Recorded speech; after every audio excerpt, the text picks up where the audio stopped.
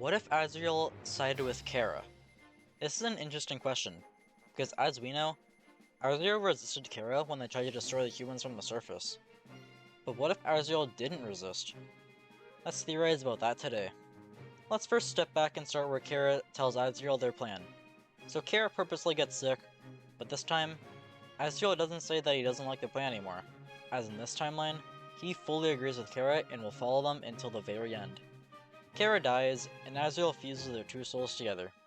Chara takes their body, walks to the barrier, and returns to their village. When the humans attack them, Asriel does not resist Chara's urge to use their full power to destroy them all. So, Chara wipes out the entire village, leaving not a single soul behind. They take the souls, and use it to destroy the barrier. Asgore decide to continue the war, after Chara and Asriel convince them to do so, and the humans are made aware that the monsters have escaped their prison. But what about the prophecy? The angel must fall and the underground will go empty, right? Well, it's not confirmed that the angel is Frisk. In fact, there's a scenario where Frisk leaves the underground while the monsters are still trapped, being the neutral route. But don't worry, we'll be seeing Frisk later. Anyways, Asgore and Asriel lead the monsters into battle against the humans, and Asriel and Chara could take them all out using just their own power. The power the humans have always feared. Humans are taking out one after another, and villages are going from extremely populated to completely destroyed in a matter of seconds. However, it's not as one-sided as it seems. Let's not forget about the humans' greatest wizards, who created the barrier. They are still out there somewhere, preparing for Asriel and Chara. With the countless human souls from the fallen humans, every monster from the underground have at least one soul inside them. This comes with a consequence though, since your soul is split when you absorb a human soul, so both the human and monster are in control, and it wasn't long for the humans to take over the monsters' bodies and take back the war. Asgore is able to resist the humans within him, and is able to continue with Chara and Asriel. As they progress forwards, they see the humans trying to flee rather than fight, one of these humans being a baby Frisk.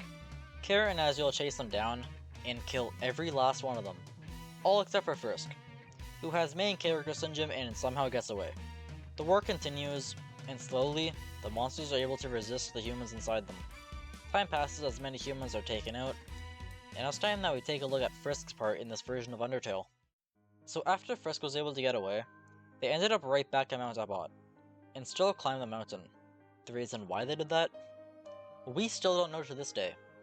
But anyways, Frisk falls and ends up in the ruins, but there's no Flowey.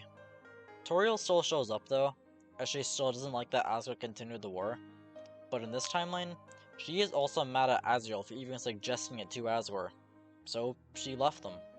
But deep down, she is worried about Asriel, and after spending time with Frisk, she asks them about the war above them, and Frisk assures Toriel that the last time they saw Asriel, he was alive. Toriel is relieved, and she tells Frisk that she just wants this war to end.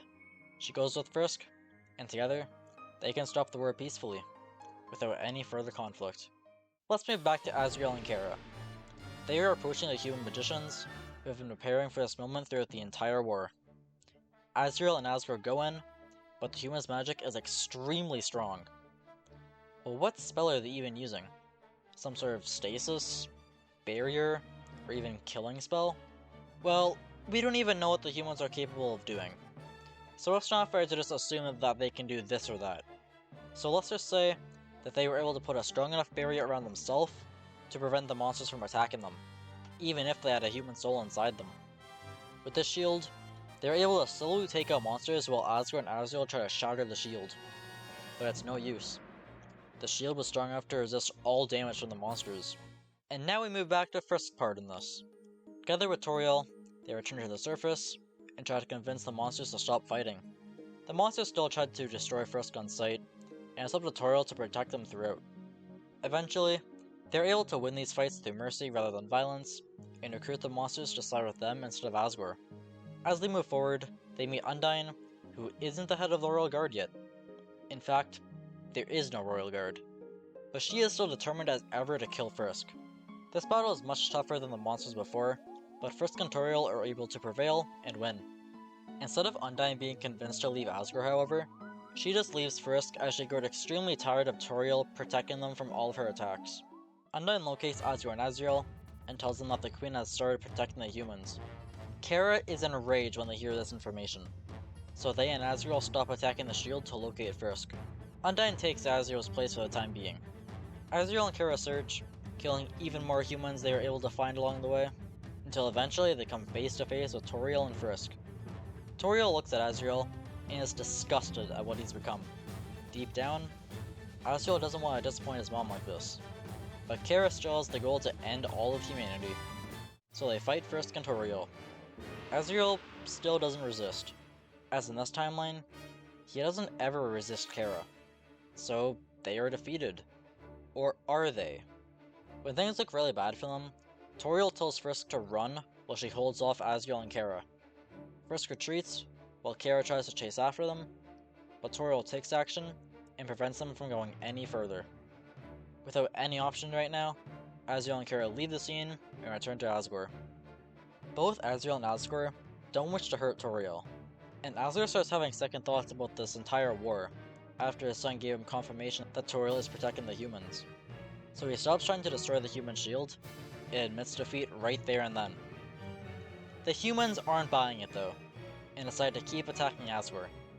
Asriel and Chara take the hits for him, as neither of them want the monster to die. Asgore leaves and goes out to search for Frisk and his wife. He eventually finds them and Toriel is furious with him. Asgore admits that he was wrong for continuing the pointless war, as they had the chance to go free, and instead, he started even more conflict.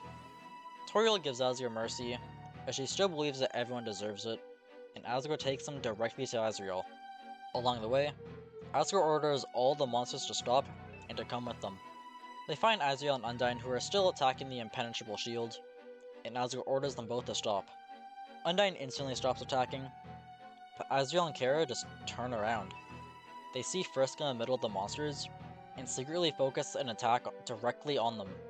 Asgore is able to catch on to this attack at the last moment, and is able to protect Frisk from the attack.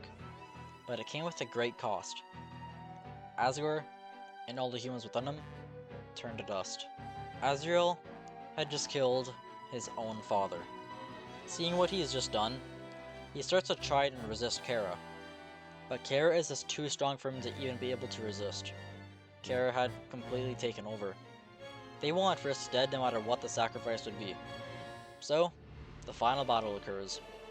Following in Asgore's footsteps, whenever things look bad for the small human, they also jump into the way to save him, losing their own life in the process. Chara was strong, and many monsters sacrificed themselves for the humans. There weren't any monsters left who could protect Frisk. All except for Toriel. She tries to reason with Asriel, but she doesn't know about the process of absorbing a human soul, and how it splits the soul. So she thought that she was speaking to her son, but in reality, they were speaking to Chara, who didn't want to hear any of it. Chara attacked again, and Toriel was the last person who could take the hit for Frisk. As she did, she turned to dust. Every monster, except for Asriel, was gone. Well, that's what they thought. Sans was still out there, and at this point, he found Frisk and Chara.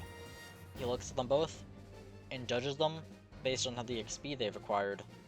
Frisk had none, but Chara had nearly all there was. Sans completes his judgment, and decides it was time to put an end to Chara. Sans gives them a good fight, but it wasn't enough to defeat them. With his last breath, he tells Frisk to go back before the monsters were wiped out. Frisk is confused at first, but soon realizes that Sans was referring to their save point. Now, Asriel isn't the one in control of this timeline since neither him or Chara had enough determination, so the one in control is Frisk. I swear it makes sense when you think about it long enough. Frisk reloads the save, and Sans shows up much sooner than he did before. In fact, he showed up before Asgore was killed. He tells the monsters that he knows what will happen if they don't act now. Asriel and Chara stop fighting for a moment as they are curious on what Sans is saying. Sans goes up to the human magicians and gives them a nod. The humans completely understand as they know what had happened before Frisk reloaded their save. As for why they know this, it's because they are the greatest human magicians, so they must know about saving, right? It makes sense, I swear. Anyways, the humans increase the size of the shield and move towards Frisk.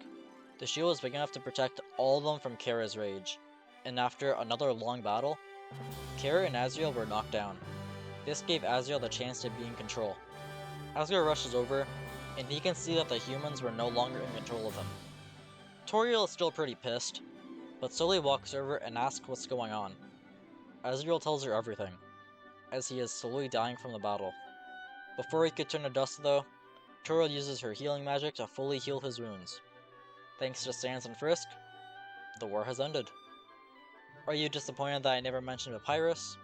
Do you want to consider this theory canon if it were the case?